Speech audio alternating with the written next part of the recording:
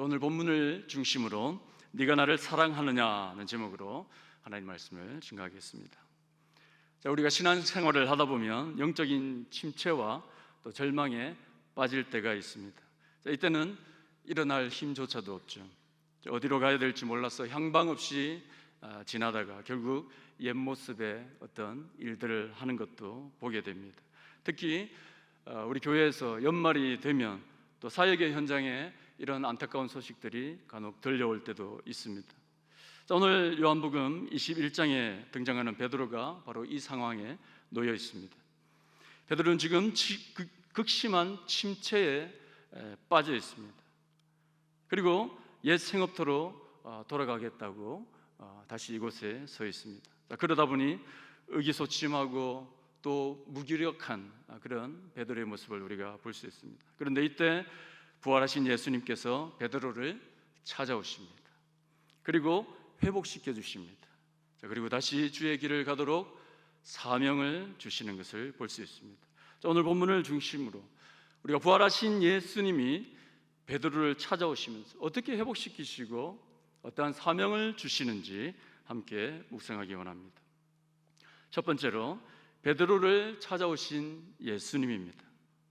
지금 극심한 침체에 빠져있는 베드로에게 부활하신 예수님께서 찾아오십니다. 1절을 우리 함께 읽어보겠습니다. 시작. 그 후에 예수께서 디베라 호수에서 또 제자들에게 자기를 나타내신 일은 이러하니라. 예수님께서 부활하신 후에 세 번째 제자들에게 나타나시는 장면입니다. 그곳은 디베라 호수, 우리가 잘 아는 갈릴리 호수죠. 2절을 보시면 여기에 베드로만 있는 것은 아닌 것 같습니다. 7명의 이름이 나오는데요. 베드로, 또 도마, 나다나엘, 세베대의 아들들 야고보와 요한, 그리고 다른 제자 둘이 있었다, 이렇게 말씀합니다. 이들은 예수님께서 부활하신 이후에 그들의 삶의 터전이었던 갈릴리 호수에서 다시 고기를 잡아 생업을 이어가겠다는 마음인 것 같습니다. 3절입니다. 제가 읽겠습니다. 시몬 베드로가 나는 물고기 잡으러 가노라 하니 그들이 우리도 함께 가겠다 하고 나가서 배에 올랐으나 그날 밤에 아무것도 잡지 못하였더니, 예수님께서 부활하신 후에 천사들을 통해서 제자들에게 갈릴리로 가서 기다리라고 이렇게 마가복음 14장에 말씀하십니다. 그랬는데 다시 나타나실 주님을 기다리지는 못하고 베드로는 제자들과 함께 물고기를 잡으러 갑니다. 밤새도록 열심히 그물을 던졌습니다. 그런데 아무것도 잡지 못하고 계속 텅 빈 그물만 건져 올리게 됩니다. 여기 4절에 보니까요, 이때가 동이 틀 때다 이렇게 말씀하고 있습니다. 그리고 예수님께서 바다에 이제 서 계시다는 거죠. 그런데 제자들은 그분이 예수님인지조차도 못했던 것 같습니다. 여러분 3년이나 동고동락을 했는데 예수님이 바로 앞에 계신데 서 계신데 모른다는 것이 이해가 잘 되지 않는 부분이긴 합니다. 여러분 신앙생활을 하다 보면 우리 성도님들도 이런 경험이 한 번쯤은 있을 것입니다. 나름 열심히 신앙생활을 했는데 어떤 일로 지치게 되고 또 침체가 오고 무기력한 상황에 빠지다 보니 예수님이 함께 계신 그것도 잊어버리는 우리의 상황을 봅니다. 하지만 우리 주님은 누구십니까? 임마누엘의 하나님이십니다. 침체가 와도 무기력해도 절망적일 때도 날이 어두워서 앞이 잘 안 보이는 것처럼 내 삶이 절망적이어도 우리 주님은 언제나 함께 계시는 분임을 믿습니다. 제자들에게 예수님이 다가오셔서 말씀하십니다. 5절입니다. 우리 함께 읽어보겠습니다. 시작. 예수께서 이르시되 얘들아 너희에게 고기가 있느냐 대답하되 없나이다. 지금 예수님이 제자들을 부르실 때 있으신 얘들아, 이 말은 뭐냐면요, 파이디아라는 단어인데요, 이 말은 내가 없으니까 봐라 이렇지 않느냐 이렇게 혼내는 게 아니라요, 엄마가 아이를 부르는 것처럼 아주 부드러운 음성을 말합니다. 의기소침하고 침체된 제자들에게 아주 따뜻하게 다가오셨다는 겁니다. 그리고 6절에 말씀하십니다. 이르시되 그물을 배 오른편에 던지라 그리하면 잡으리라 하시니 이에 던졌더니 물고기가 많아 그물을 들 수 없더라. 이렇게 말씀합니다. 예수님 말씀대로 그물을 배 오른편에 던졌습니다. 물고기가 너무 많아서 그물을 들 수 없을 정도였습니다. 그래서 이분이 예수님이라는 요한의 말에 베드로가 놀라서 벗고 있던 옷을 입고 챙겨 입고 예수님께로 달려오는 것을 봅니다. 자, 그리고 해변가에 딱 와서 보니 아침상이 차려지고 있습니다. 예수님께서 직접 지어주시는 아침상이었습니다. 12절인데요 12절 제가 읽겠습니다. 예수께서 이르시되 와서 조반을 먹으라 하시니 제자들이 주님이신 줄 아는 거로 당신이 누구냐 감히 묻는 자가 없더라 말씀하십니다. 예수님은 침체에 빠진 제자들에게 와서 조반을 먹으라 이렇게 딱 한마디만 하고 계십니다. 자, 이 말을 들은 제자들은 아마도 이미 모든 문제가 해결되었을 것으로 생각이 됩니다. 제가 이 말씀을 묵상하면서 신학생 시절이 떠올랐습니다. 신학생 시절 학교, 교회 하다 보면 집에 갈 시간이 없습니다. 예. 한참 반복하고 있을 때 한 번씩 이제 1년에 몇 번을 가게 되죠. 한 번씩 가게 되는데 부모님 계신 집 가면 얼마나 좋겠습니까? 예, 너무 설렙니다. 왜 그럴까요? 어머니가 밥을 차려주시죠. 그것도 무슨 밥일까요? 제가 좋아하는 밥을 차려주시겠죠. 좋아하는 음식을 차려주십니다. 자, 그렇게 맛있는 음식이 딱 준비됩니다. 자, 그리고 아버지가 딱 한마디 하십니다. 뭐라고 하실까요? 밥 먹자. 네, 그 유명 밥 먹자. 기도해 주신대요. 그리고 이제 기도를 해주시는 겁니다. 기도하는데 저는 그 기도가 얼마나 위로가 되는지 모르겠어요. 신학생이라고 열심히 사역하고 이리 갔다 저리 갔다 교회 갔다 하는데 얼마나 아는 것도 없고 배워야 되고 또 사역 현장에서는 더 모르겠고 한데 아버지는 다 기도해 주십니다. 위로가 되는 것을 생각났습니다. 자, 예수님 제자들에게 지금 밥 먹자 하시는 겁니다. 제 생각에는 벌써 제자들은 위로가 되었을 것 같습니다. 자, 아침상으로 무엇이 나왔습니까? 떡과 생선이 나왔습니다. 자, 떡과 생선이 어디 위에서 구워지고 있습니까? 숯불 위에서 구워지고 있습니다. 자, 여러분 이 내용을 보시면 예수님께서 우리를 찾아오실 때 얼마나 정말로 치밀하게 준비하셔서 계획하시는지 알 수가 있습니다. 자, 먼저 숯불을 피웠다고 했습니다. 여러분 숯불이라고 베드로에게 숯불 이러면 베드로가 도망갈 수도 있습니다. 왜 그럴까요? 베드로 숯불만 하면 죄책감에 시달릴 수밖에 없었던 게 예수님 잡히시던 날 밤에 베드로는 대제사장 가야바의 뜰에서 종들이 피워놓은 그 숯불 앞에서 예수님을 3번이나 부인했지 않습니까? 숯불 하면 치가 떨립니다. 자, 그리고 그 위에 이제 구워지고 있는 떡은 예수님과 함께 먹었던 만찬의 자리를 생각나게 할 수밖에 없습니다. 자, 이것은 나의 살이다. 이 떡을 볼 때마다 나를 기억하라, 기념하라고 말씀하셨지 않습니까? 자, 그런데 그 떡이 지금 앞에 있는 겁니다. 그 주님의 음성을 계속해서 상기해 보게 되는 거죠. 자, 이 두 장면이 계속해서 겹치면서 베드로의 마음을 움직이고 있습니다. 자, 우리에게도 항상 숯불이라는 삶의 현장이 있습니다. 자, 그런데 숯불 앞에 누구와 함께 있느냐, 이것이 중요한 거죠. 숯불 앞에 예수님 계시면 그 불은 우리를 살리는 불이 될 줄 믿습니다. 예. 자, 우리에게는 항상 떡도 있습니다. 하나님의 말씀이 있다는 거예요. 그 말씀 앞에 서기만 하면 그 떡은 우리를 살리는 생명의 떡이 된다는 것입니다. 예수님은 오늘도 우리에게 인생의 숯불 가운데 찾아오시는 분입니다. 그리고 영육을 살찌우도록 우리를 먹이시는 분인 줄 믿습니다. 지금 영적인 침체에 혹시 빠져 있다면, 무기력의 수렁에 빠져 있다면, 아직도 나의 절망의 동굴에 빠져서 얼굴조차 내밀기 싫은 상태에 있다면 우리를 찾아오시는 예수님께 마음의 문을 여시기 바랍니다. 볼지어다 내가 문 밖에 서서 두드리노니 누구든지 내 음성을 듣고 문을 열면 내가 그에게로 들어가 그와 더불어 먹고 그는 나와 더불어 먹으리라 말씀하셨습니다. 지금도 문 밖에 서서 우리를 기다리시는 주님의 음성 듣고 주님과 함께 아름다운 교제 나누시는 우리 모두 되시기를 축복합니다.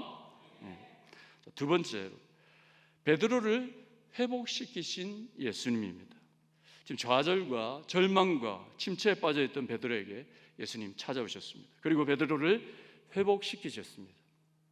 예수님은 호숫가까지 찾아오셔서 베드로에게 몇 번 질문하십니까? 3번 질문하십니다. 자, 여러분, 질문은 참 좋은 교육법이죠. 자, 예수님께서 잘 사용하신 방법입니다. 자, 예를 한번 들어볼까요? 자, 웅장하고 화려한 신전이 있는 빌립보 가이사랴 지방으로 제자들을 다 데리고 가셨습니다. 그리고 뭐라고 물어보셨습니까? 너희는 나를 누구라 하느냐? 왜 이 질문을 하셨을까요? 제자들의 생각, 제자들의 지금 감정, 정체성, 그리고 신앙 고백을 드러낼 수 있는 기회를 주시겠다는 것입니다. 그리고 확인해 보라는 것입니다. 자, 마찬가지로 예수님은 지금 베드로에게 질문하고 계십니다. 자, 질문을 보니까 첫 번째는 비교급으로 되어 있습니다. 자, 15절인데요. 우리 함께 읽겠습니다. 시작. 그들이 조밥 먹은 후에 예수께서 시몬 베드로에게 이르시되 요한의 아들 시몬아 네가 이 사람들보다 나를 더 사랑하느냐 하시니 이르시되 주님 그러하나이다. 내가 주님을 사랑하는 줄 주님께서 아시나이다. 이르시되 내 어린 양을 먹이라 하시고. 아멘. 예수님이 네가 이 사람들보다 나를 더 사랑하느냐 그렇게 물으시면서 베드로에게 질문을 하시는 거죠. 자, 베드로는 어떤 대답을 합니까? 주님을 사랑하는 줄 주님께서 아십니다. 자, 이 말은 이미 전에도 베드로가 했던 대답이었습니다. 마태복음 26장 33절 이하를 보시면 다른 사람들은 다 버려도 저는 예수님 안 버리겠습니다 했던 게 바로 베드로였습니다. 자, 그 당시 베드로의 마음 진심이었겠죠. 그래서 지금 예수님은 베드로에게 다시 질문을 합니다. 똑같은 질문으로 물어보시는 거죠. 그리고 그 일을 상기시키시는 겁니다. 이 질문으로 예수님은 3번을 묻습니다. 네가 나를 사랑하느냐? 네가 나를 사랑하느냐? 네가 나를 사랑하느냐? 자, 헬라어에는 사랑이라는 단어를 4가지로 표현하고 있습니다. 첫 번째는 아가페라는 것인데요, 신적인 사랑입니다. 두 번째는 필로스라는 것인데 우정, 형제 같은 것입니다. 세 번째는 에로스입니다. 육적인 사랑을 말하죠. 네 번째는 스톨케라고 해서 부모 자식 간의, 친족 간의 사랑을 말합니다. 여러분, 우리 이 내용을 많이 들어보셨겠지만 오늘 베드로의 이 문제는요, 예수님이 물으시는 사랑과 베드로가 대답하는 사랑이 좀 다르더라는 겁니다. 자, 15절을 보시니까 예수님은 아가페로 물으십니다. 너는 나를 사랑하느냐 할 때 이 사랑 아가페로 물으셨다는 거예요. 아가페스메, 나를 사랑하느냐, 이거예요. 신적인 사랑입니다. 자, 그런데 베드로 대답은 무엇이었습니까? 필로스였습니다. 형제나 우정과 같은 그런 사랑으로 사랑합니다, 이렇게 대답했다고요. 또 16절을 또 보니까 예수님은 아가페로 또 물으시는 거예요. 아가페스메. 베드로의 대답은 또 똑같이 필로스로 대답합니다. 자, 17절에는 예수님이 이제 질문이 달라졌습니다. 자, 이번에는 베드로가 했던 대답 그걸로 물으십니다. 베드로야, 그러면 필로스로는 나를 사랑할 수 있겠느냐? 필레이스메, 이렇게 묻습니다. 자, 그러자 베드로에게 2가지 반응이 나옵니다. 첫 번째는 근심했다고 했습니다. 근심했다고 했죠. 왜 근심했을까요? 베드로가 대답했던 이 필로스는 그 필로스의 사랑도 제대로 할 수 없을 만큼 베드로는 지금 영적인 침체에 빠져 있었던 것을 우리가 알 수 있던 것이죠. 자, 2번째 여기 나오는데요, 2번째 보면 주님 모든 것을 아시오며 내가 주님을 사랑하는 줄을 주님께서 아십니다, 이렇게 대답하는 것이죠. 자, 이 2가지를 보면 근심했고 또 사랑합니다 하는 이 베드로의 대답을 보고 여전히 필로스라는 것을 알 수가 있습니다. 주님, 제가 얼마나 못난 사람인지 주님 아시지 않습니까? 저는 해도 필로스로밖에 안 될 것 같습니다. 자, 정리하면 이렇습니다. 3번을 여쭤보셨는데 예수님 질문과 베드로의 대답입니다. 잘 들어보십시오. 아가페, 필로스. 아가페, 필로스. 필로스, 필로스. 이렇습니다. 이해가 되셨습니까? 도저히 해도 필로스밖에 안 되는 거예요. 자, 예수님 이 질문을 통해서 베드로에게 무엇을 말씀하고 싶었냐 이거죠. 자, 우린 신앙생활을 하면서 잘못된 열정과 헌신으로 가득 차 있을 때 있습니다. 경쟁과 비교로 가득할 때도 있습니다. 그래서 모든 사역을 하나님의 능력이 아니라 나의 힘으로 자꾸 하려고 하는, 내 중심으로 하려고 하는데 문제가 있다는 겁니다.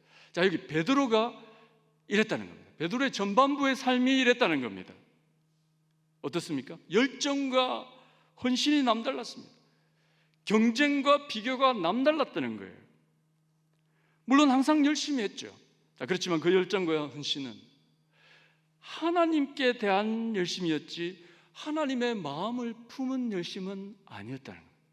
하나님께만 그냥 열심히 하고 있었다는 것이죠.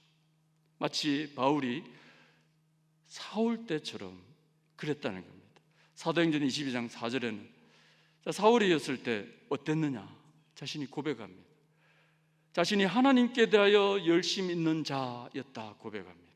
그래서 그 율법을 따라서, 율법에만 따라서 사람을 죽이고 그렇게 했다는 겁니다. 자, 그런데 바울이 되고 나서 고린도후서 11장 2절에 이렇게 말씀합니다. 내가 하나님의 열심으로 너희를 위하여 열심을 내노니. 이전에는 하나님께 대한 열심만 있었고 하나님께 대하여 그냥 율법으로만 자기 할 일만 했다면 이제는 달라졌다는 거예요.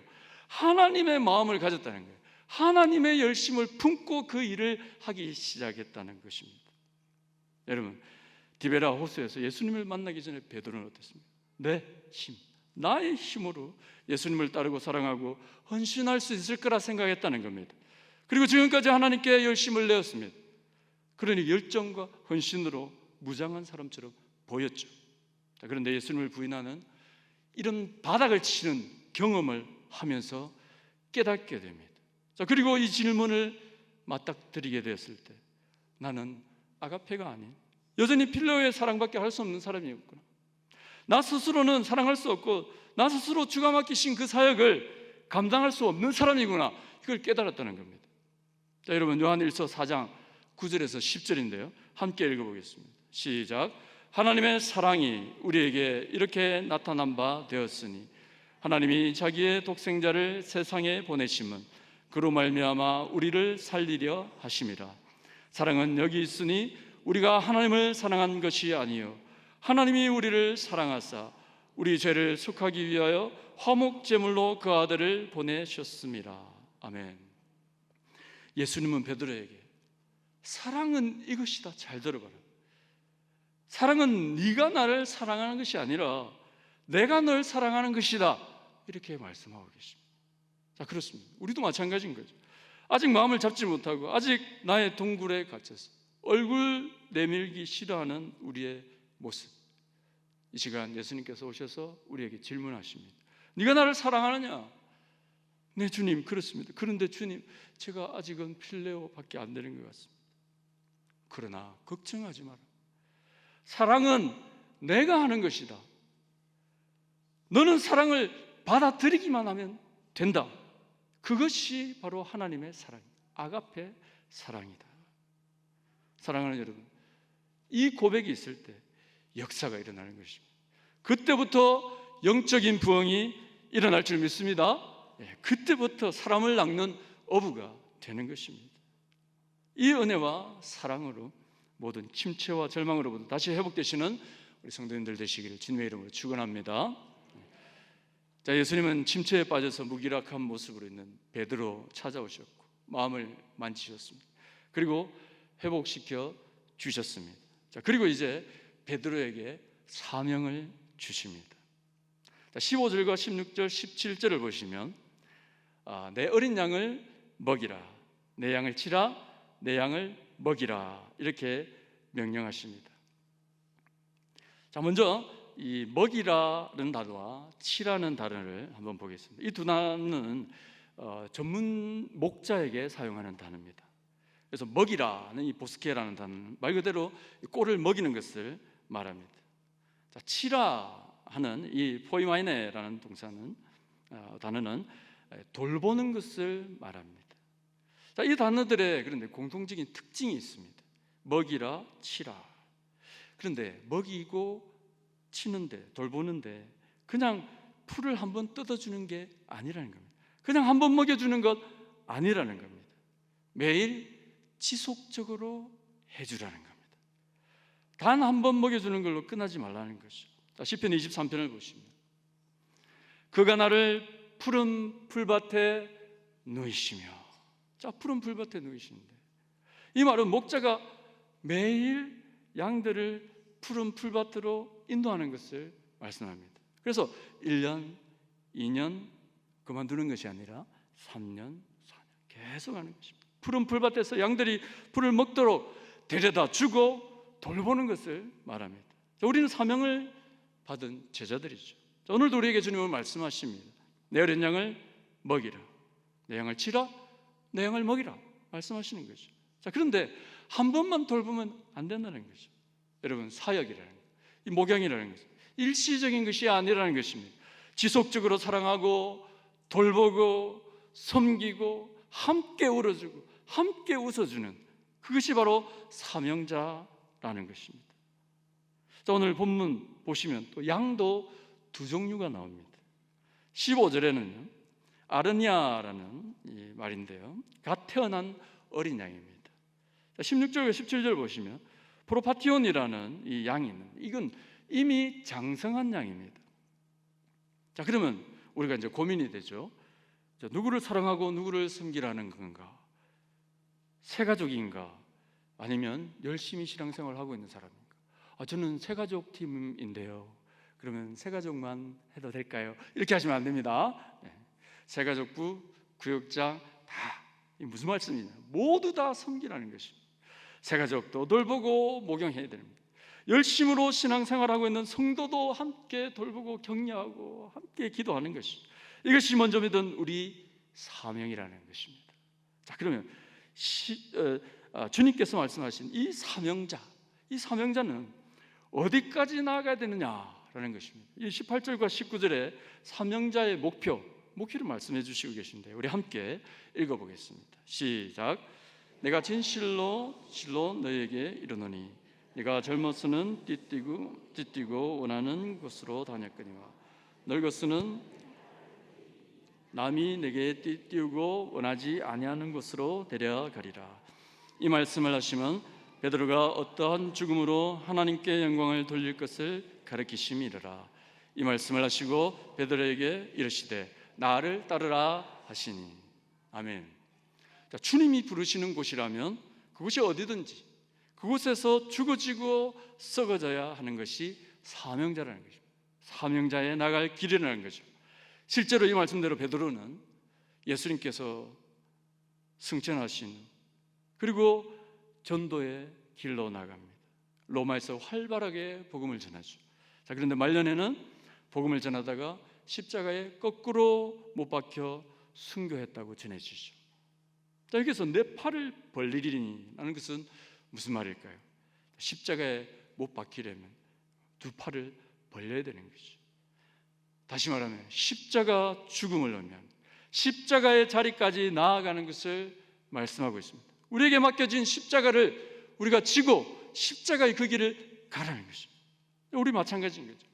베드로처럼 삶의 전반부에는 비록 스스로 띠뛰고 원하는 것으로 다녔어도 예수님께 사랑을 고백했다면 이제는 자리에서 일어나서 우리의 팔을 벌려야 된다는 것입니다. 십자가로 더 나아가야 된다는 거죠. 주님께서 우리를 원하지 않는 곳으로 데려가도 거기서 십자가에 못 박혀야 된다는 것입니다. 진정한 아가페 사랑은 내가 원하지 않는 곳에서도 죽어지는 것입니다. 한 알의 밀알이 땅에 떨어져 썩어져야 되는 거죠. 이것이 하나님께 영광을 돌리는 것입니다. 자, 그렇다면 십자가를 지고 못 박혀야 하는 것이 십자가의 사명 그리고 사명자의 길입니다.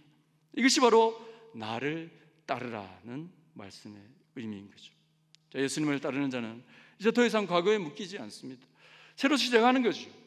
예수님은 이 영광의 자리에 오늘도 우리를 초대하고 계십니다. 함께 이 영광을 나누기 원합니다. 자, 그렇다면 우리가 이 질문에 한번 조용히 대답해 보시기 바랍니다. 올해 나는 사명자로 부름 받아서 많은 사역을 했지만 여전히 스스로 띠뛰고 원하는 것으로 다니고 있지는 않는가? 또 그러려고 하고 있지는 않는가? 지금 주님은 나를 어디로 데려가시는지 아는가? 나는 그 부르심에 순종하고 있는가? 라는 것입니다. 그런 말씀을 맺겠습니다. 예수님은 부활하셔서 영적으로 침체에 빠져 있는 베드로에게 부활하신 모습으로 찾아오셨습니다. 예수님께서 베드로에게 나타나신 거예요. 그것은 베드로가 한낱 어부가 이제는 아니기 때문입니다. 예수님은 베드로를 부르실 때 이미 사람을 낚는 어부가 되겠다고 말씀해 주셨습니다. 그래서 그의 믿음 위에, 그 고백 위에 교회가 세워지고 그 교회를 이끌어갈 사람으로, 그리고 교회의 초석으로 베드로를 쓰시겠다고 말씀하신 겁니다. 그래서 베드로는 반드시 회복되어야 되는 것이죠. 그 목적을 위해서 예수님은 베드로를 찾아오신 겁니다.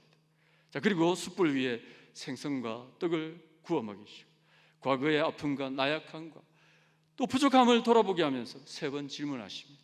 네가 나를 사랑하느냐? 이 3번의 질문은 베드로의 인생의 터닝 포인트가 됩니다. 내가 주님을 사랑하는 것이 아니라 주님의 사랑을 내가 받아들일 때 주님의 능력으로 사역하게 됩니다. 주님의 사랑으로 이웃을 사랑하게 된다. 이것을 깨닫게 된 겁니다. 그리고 베드로는 새 힘을 얻습니다. 회복을 얻게 됩니다. 자, 이제 예수님은 완전히 새롭게 된 베드로에게 거룩한 사명을 주십니다. 이제 이 사랑으로 내 양을 돌보라는 것입니다. 그런데 한 번이 아니라 양들 푸른 초원으로 매일매일 인도하는 인도자가 되라는 거죠. 그리고 주님이 부르시는 곳이랍니다. 그곳이 어디든지 감사함으로 십자가를 향해 달려가는 그런 사명자가 되라 말씀하십니다. 자, 우리는 예수님의 부름을 받은 거룩한 사명자들입니다. 다시 한번 몇 가지 질문을 드리겠습니다. 내 앞에 있는 숯불에 나는 누구와 함께 있는가?